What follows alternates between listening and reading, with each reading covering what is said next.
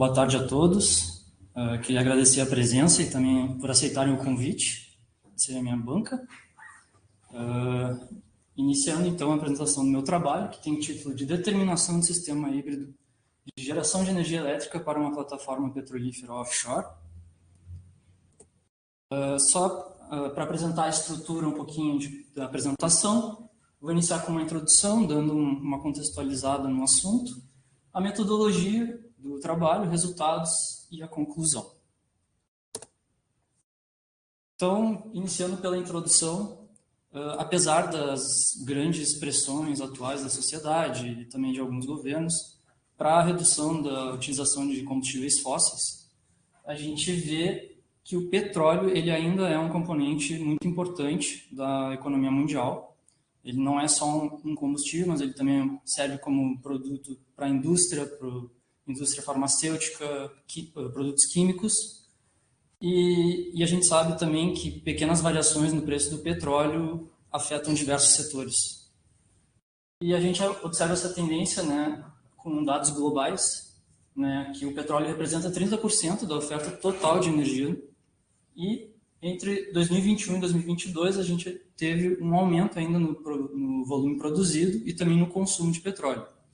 Quando a gente olha a nível Brasil, né, o petróleo também, 40% do consumo final de energia em 2022 e apresentando a mesma tendência de aumento no volume produzido e no consumo, né? Tanto que a gente ficou em 9º lugar mundial dos maiores consumidores, os países mais consumidores de petróleo. Dando uma olhada na exploração do petróleo no Brasil, a gente observa que temos um número significativo de áreas sob contrato, esse número de 2022, e não importando se é em fase de exploração, desenvolvimento ou produção, a gente tem uma parcela considerável de áreas offshore. E eu quero destacar só esse quadrado maior embaixo, que é a zona do polígono do pré-sal, que é super visada, né, para a exploração de petróleo. E aí entra uma questão da sustentabilidade nas plataformas, porque elas precisam de energia para funcionar. E normalmente elas estão desconectadas do continente, porque estão em alto mar. Então elas normalmente utilizam turbinas a gás e motores a diesel para o seu funcionamento, para ter essa energia elétrica para o funcionamento da maquinaria da plataforma. E cerca de 5% da produção própria da plataforma é utilizada para alimentar essas turbinas. E outro dado interessante da Agência Internacional de Energia é que as plataformas offshore são responsáveis por 15% das emissões totais de gases de efeito estufa do setor energético mundial. Ainda nessa questão da sustentabilidade, tem um projeto referência no mundo, que é o projeto Hywind Tampen, que fica na Noruega, no Mar do Norte, onde, da empresa Equinor, que foram instaladas 11 turbinas eólicas para atender a 35% da demanda de 5 plataformas offshore. E, além de ajudar nessa demanda de eletricidade, vai reduzir aproximadamente 200 mil toneladas de CO2 por ano. Então, entrando no objetivo do trabalho, né, eu quero saber qual o melhor mix, qual a melhor configuração energética para atender a demanda de uma plataforma petrolífera offshore. Então, no meu trabalho, eu utilizei as tecnologias eólica, fotovoltaica, baterias, turbina a gás, num sistema off-grid. E como? Através da criação de uma ferramenta em Python, que vai realizar os cálculos e também uma otimização. Então, partindo para a metodologia do trabalho. Esse fluxograma é para apresentar um pouquinho as etapas. A gente tem uma etapa de levantamento de dados, entrada de dados, onde eu vou ter os dados climáticos, técnicos, econômicos. Já no ambiente em Python, eu vou ter a criação das minhas funções de estimativa de geração de cada tecnologia. Vou ter a criação de cenários também, que eu vou simular, e o meu modelo de otimização. Também vou ter uma etapa de validação desses cálculos de geração através de softwares comerciais e ferramentas online. E, por fim, uma análise dos resultados. Então, seguindo a linha, eu iniciei para o levantamento de dados definindo a localização da minha plataforma, que ela fica dentro desse polígono, polígono do pré-sal, justamente para conseguir definir também os dados de velocidade do vento naquela região, que eu peguei os dados horários ao longo de um ano através da plataforma Power da NASA, e também peguei a produção de 1 kW-pico de fotovoltaica naquela localização através da plataforma Renewables Ninja. Ambas são plataformas de dados abertos gratuitos. Também defini alguns dados econômicos, como CAPEX, OPEX, e também emissões de cada tecnologia, e um valor de venda do meu gás natural, porque com os cenários, com as configurações que eu vou implementar, né, que vão ser calculadas, eu vou ter uma economia de gás natural, né, porque eu não vou utilizar todo esse gás natural para as minhas turbinas. Então, esse gás economizado ele vai ser vendido e essa foi a hipótese do meu trabalho. Meu retorno econômico vai ser a venda desse gás economizado. A curva de carga da plataforma, eu criei ela, né, através da hipótese de que a minha plataforma ela funciona com 3 turbinas a gás que funcionam em conjunto, cada uma de 24,5 MW elétrico. E para não ser uma curva, uma linha reta, eu defini 3 tipos de regime baseado na potência nominal das 3 atuando em conjunto. E esse vai ser o meu perfil que vai se intercalar ao longo de um ano, todos os dias, né? Porque uma plataforma normalmente ela tem uma curva de carga estável, né, para manter a produção. E através disso eu já pude calcular o meu consumo de gás natural total para manter as turbinas nesse funcionamento através do hit rate da turbina e do poder calorífico do gás natural. Partindo para a etapa de cálculos de estimativa, né, de geração, iniciando pela eólica, eu defini um modelo de turbina para obter a minha curva de potência, onde eu vou realizar os cálculos e a estimativa de geração, né. A turbina escolhida foi essa da Siemens, de 8 MW. As etapas para fazer esse cálculo da estimativa de geração são pegar aqueles dados de velocidade do vento, que são numa altura de 50 metros, eu fiz a conversão para uma altura de 92 metros, que é a altura da turbina, através da relação logarítmica do perfil do vento. Realizei uma regressão polinomial da curva de potência e também defini os pontos de vento, a velocidade de cut-in, de velocidade nominal e velocidade de cut-off da turbina. E com isso eu pude equacionar e definir também as minhas restrições, né, para a utilização e fazer essa estimativa da geração. Para geração fotovoltaica, eu não defini nenhum modelo, porque eu vou trabalhar com a potência instalada de fotovoltaica. Então, eu só defini uma tecnologia e eu vou trabalhar com o dado de geração horária, que é watt por quilowatt-pico.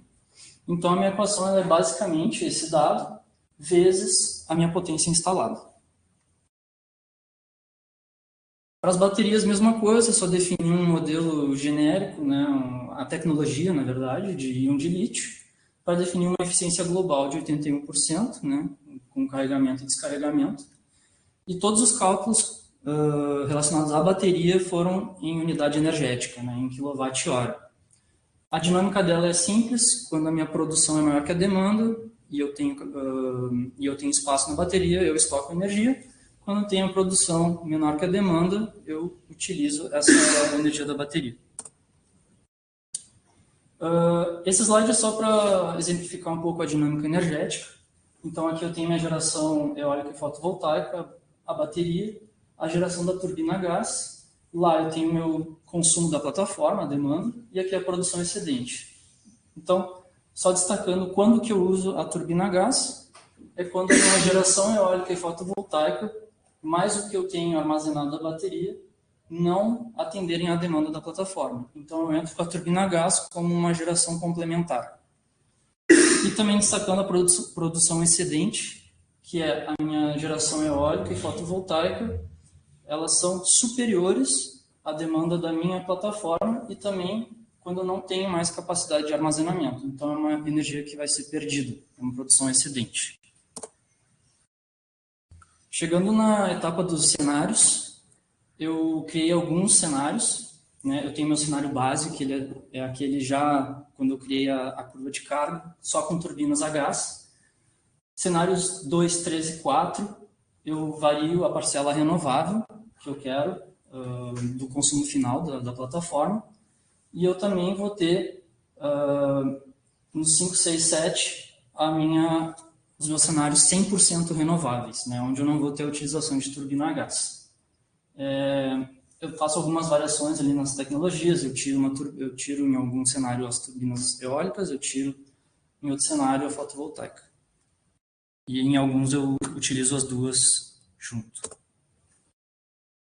Em relação ao modelo de otimização que eu utilizei em Python, foi via biblioteca SciPy, que tem a função minimize e o método SLSQP, que significa Programação Sequencial de Mínimos Quadrados.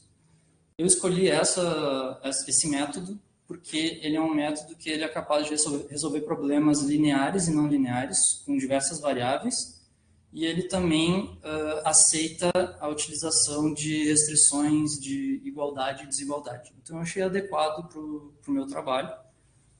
Os métodos matemáticos envolvidos eu coloquei no trabalho escrito, mas eu não me aprofundei muito porque não era o objetivo. Então, eu tive que definir uma função objetivo e foi baseada em minimizar a função do custo, né, do investimento de cada cenário. Então, CAPEX total mais OPEX total. Eu quero minimizar isso. E eu vou ter 3 variáveis na minha programação, que é a potência solar fotovoltaica instalada, o número de turbinas eólicas e a capacidade da bateria. E eu só coloquei uma restrição, que é a principal, que define os cenários, que é a parcela renovável que eu quero para cada cenário. Apresentando um fluxograma rápido do código, né, eu tenho o início com os meus dados de entrada, eu tenho um arquivo Excel também, eu tenho as minhas 3 variáveis, onde eu vou ter a estimativa inicial, e aí eu já entro no ciclo de otimização, onde vou ter os cálculos de geração, o cálculo da participação renovável e se ele atende às minhas restrições, e a função objetivo também. E o resultado são as minhas variáveis da configuração ótima. Só para ilustrar um pouco como funciona o input do arquivo Excel, são dados horários, por exemplo, do consumo da plataforma, e aqui, por exemplo, os dados técnicos da turbina eólica, que eu pude modelar, que nem eu expliquei anteriormente, com a regressão que foi feita, e eu tenho mais de um modelo de turbina, ou seja, se eu quiser modelar outra turbina, eu também posso adicionar nessa minha ferramenta. E aqui só para mostrar os softwares que eu usei para validar os cálculos de geração, o software Homer e iRoga, são 2 softwares pagos, mas eu utilizei um free trial e o outro uma edição limitada. E as ferramentas online são gratuitas, né? Às vezes eu tive que fazer alguma modificação para modelar direitinho a turbina e também para ver direitinho a geração fotovoltaica.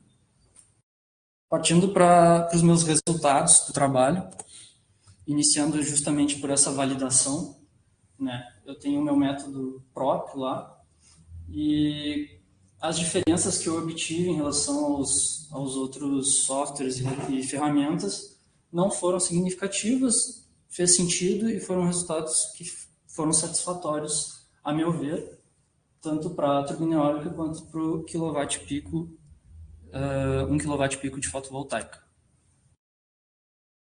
O resultado para o meu cenário base, onde eu vou ter o consumo de gás total e as emissões totais, e vão ser esses valores que eu vou comparar também com os próximos cenários. E então, chegando nesses cenários, cenário 2, 3 e 4,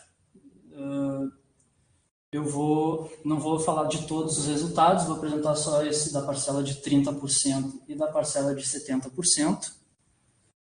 No cenário 2, aqui em 30%, lembrando que é um cenário onde eu posso utilizar fotovoltaica junto com eólica, mas ele priorizou turbinas eólicas. Aqui nós temos 6 turbinas eólicas. No cenário 3 é só eólica e bateria, faz sentido, escolheu a turbina eólica a mesma quantidade. E cenário 4, apenas fotovoltaica e baterias, uma potência mais elevada de fotovoltaica para atender a demanda de 30%. E destacar também que em nenhum desses cenários foi indicada a necessidade de baterias. Já quando a gente vai para uma parcela de 70%, muito mais elevada, a gente vê que o cenário 2 já usa esse complemento solar e eólica. Cenário 3, uma potência instalada de eólica muito mais elevada, chegando a quase 30 turbinas. E cenário 4, uma potência instalada enorme de fotovoltaica, uma capacidade enorme de armazenamento, porque a gente sabe da questão eólica, só temos a geração ao longo do dia.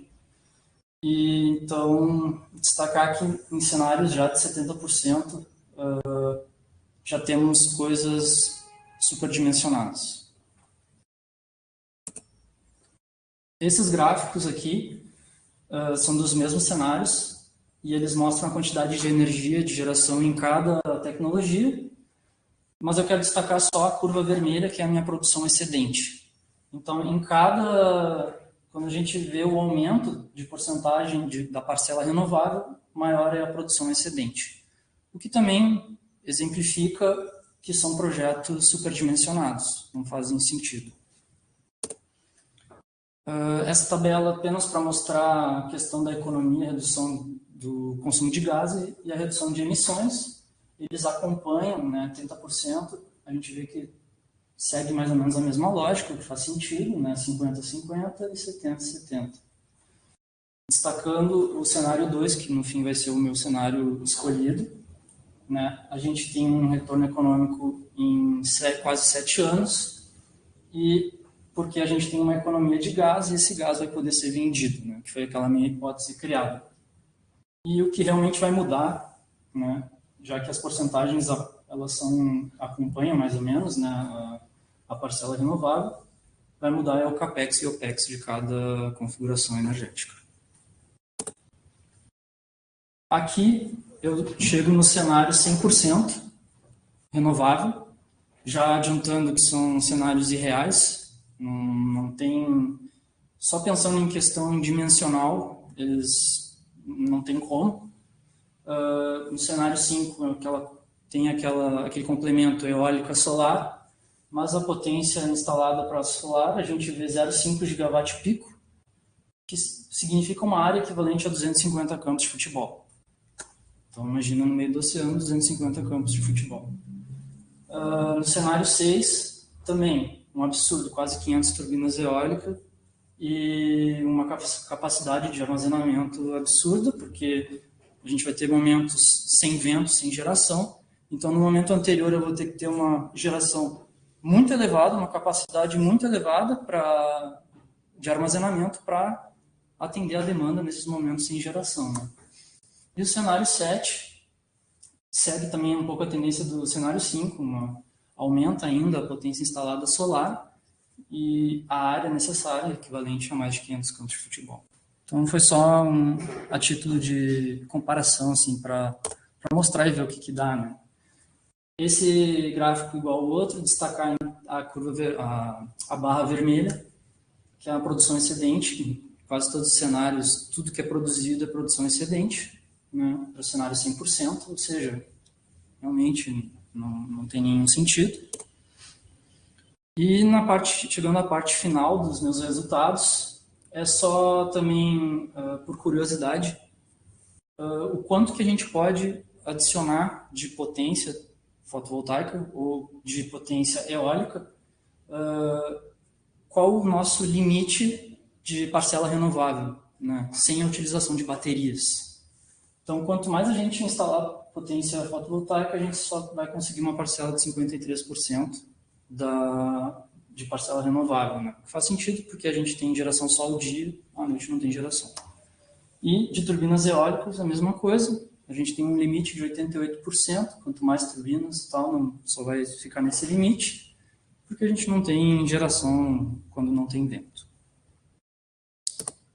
Partindo para as conclusões do trabalho, então o cenário mais apropriado, né, foi o cenário 2, poderia ser o cenário 3 também, para uma parcela de 30% renovável, onde a gente vai ter 6 turbinas eólicas em atuação conjunta com as turbinas a gás. Nesses cenários não tem, a minha ferramenta não indica a utilização de baterias, mas a gente sabe que a atuação de tecnologias que utilizam fontes intermitentes em conjunto com baterias é interessante para a saúde do sistema elétrico, para evitar flutuações. Então, seria interessante, talvez, implementar algo no meu código, uma restrição, que obrigue essa adição também de baterias para atuar em conjunto. Partindo para uma parte de possíveis futuros trabalhos em relação ao que foi desenvolvido, talvez considerar, né, mais a questão dos cabos e das estruturas, já que se trata de um ambiente offshore em alto mar, então se temos estruturas flutuantes, ancoradas e tal, isso com certeza vai influenciar muito a questão econômica do projeto e a viabilidade. Outra coisa é a deterioração e diminuição do rendimento das tecnologias, por ser um ambiente insalubre, né, um ambiente marinho. Também, talvez, ir para um lado de um estudo econômico mais aprofundado para a viabilidade do projeto, talvez realizar uma análise financeira também. E, partindo para a parte da programação, testar diferentes métodos de otimização, né, e comparar que resultados e diferenças a gente vai ter dependendo do método matemático utilizado, né. Então, foi esse o meu trabalho, a minha apresentação, e agradeço pela atenção de vocês.